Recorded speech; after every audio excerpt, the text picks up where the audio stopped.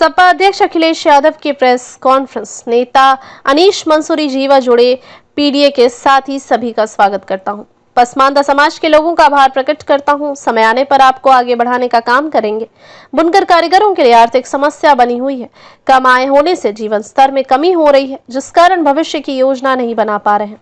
बिचौलियों द्वारा उनका शोषण किया जा रहा है। कमाई का बड़ा हिस्सा बिचौलियों के पास चला जाता है। उनके पास काम करने के लिए पूंजी नहीं होती है।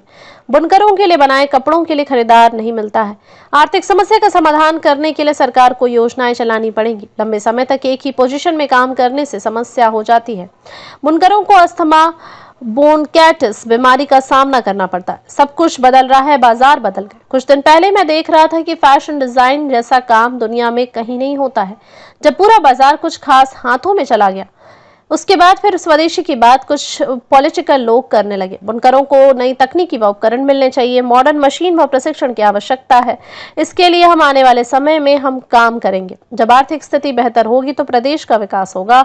कच्चे माल की क्वालिटी अच्छी नहीं होगी तो माल भी अच्छा नहीं होगा। बुनकरों को कच्चे माल की समस्या रहती है। बुनकरों को बाजार की समय पर जानकारी नहीं होती है।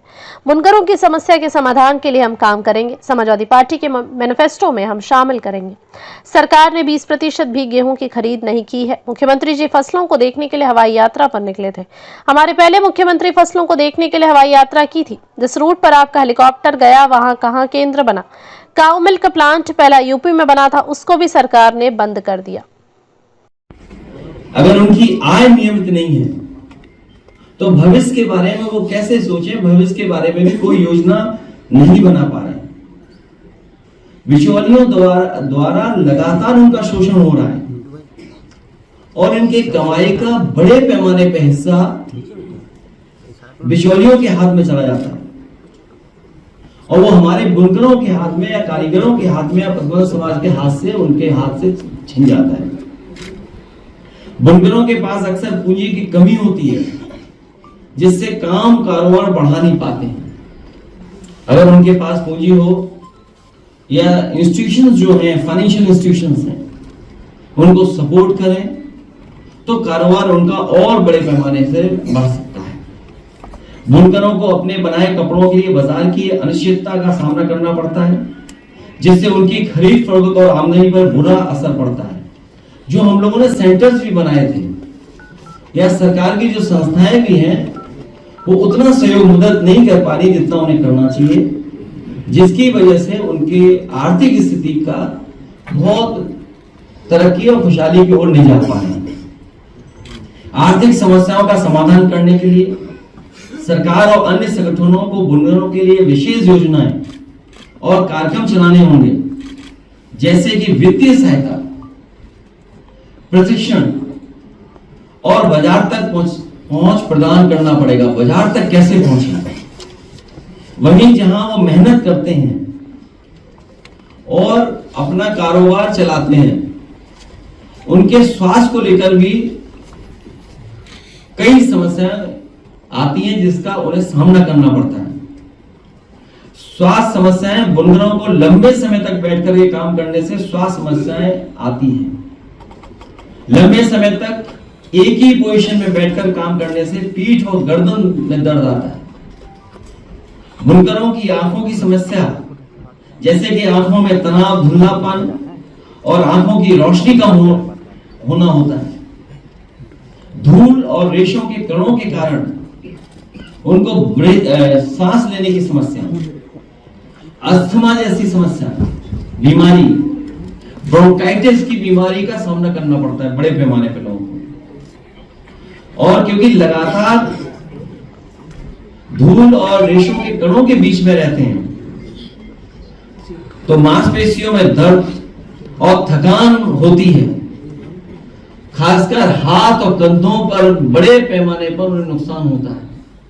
तो उनकी ये जो स्वास्थ्य की समस्या है वो भी दिखाई देती है। वहीं जहां हमारा सब कुछ बदल रहा है, बाजार बदल गया, बाजार में तरीके बदल गए। अभी कुछ दिन पहले एक बहुत ही बड़े चैनल पे मैं देख रहा था कि एक देश जो अपनी फैशन डिजाइन, उसके कारोबार में दुनिया में सबसे ज्यादा उसका नाम है। फ्रांस जैसे देश में जो डिजाइन है, जो उनकी अपनी फैब्रिक पे जो उनका कमांड है, कंट्रोल है, और उनमें जो फैशन और डिजाइन के लिए जो काम होता है, शायद दुनिया में उनसे बेहतर काम नहीं हो पाता उस देश से। उनके सामने भी संकट है चीन जैसे देश का। बुनकरों को कच्चे माल की जो उनकी अवेलेबिलिटी नहीं है उसका सामना करना पड़ता है, जिससे उनका काम भी बड़े पैमाने पर प्रभावित होता है।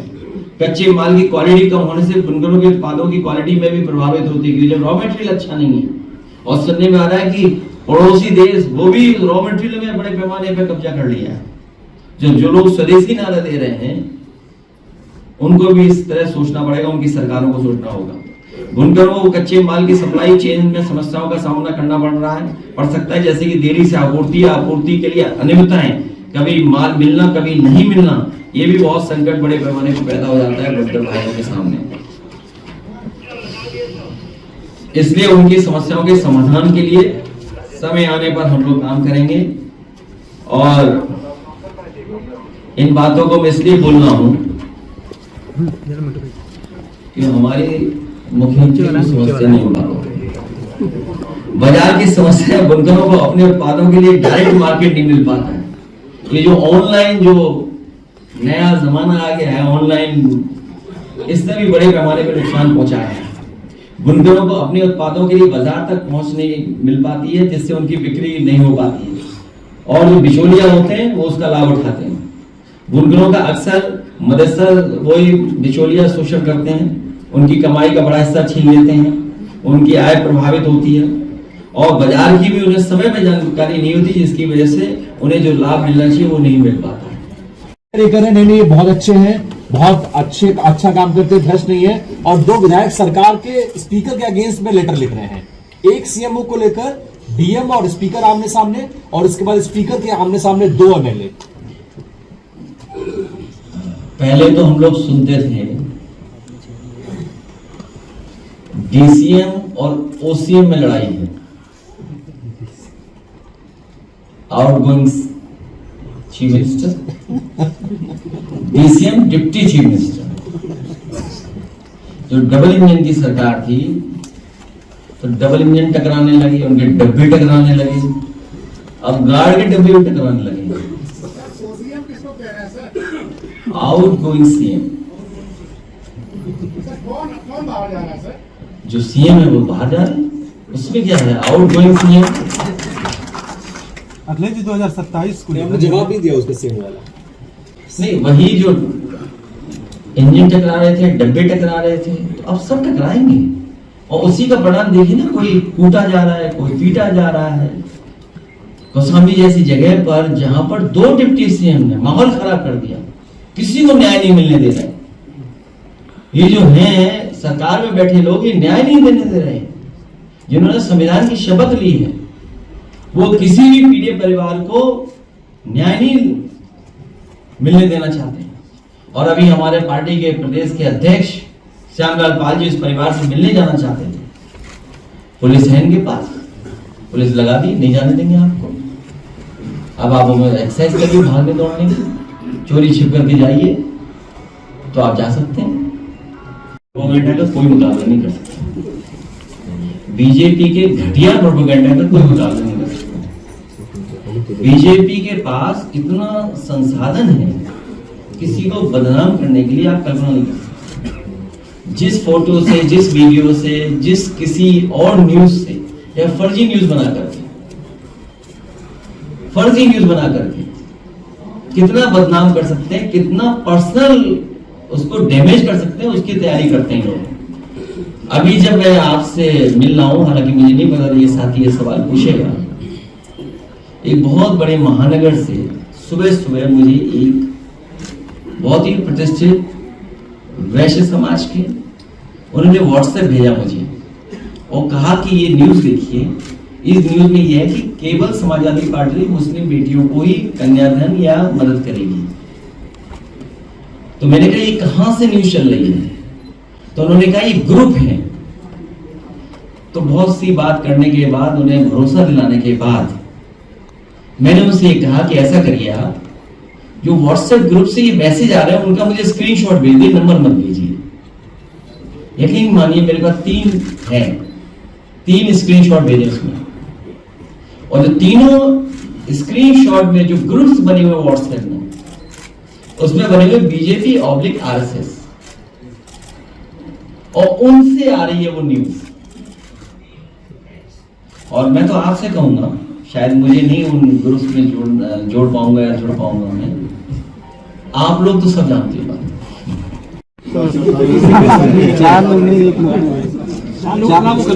चार डॉक्टरों के खिलाफ कुछ और कारण था। मैं वाकई में ये न्यूज फॉलो नहीं किया, लेकिन अगर इस तरह का किया तो बहुत खराब बात है। एक बार तो इसी तरह से सरकार चली गई थी, जब भी किसी सरकार ने किया था तो पूरी सरकार चली गई, और इन्हीं महीनों की बात है।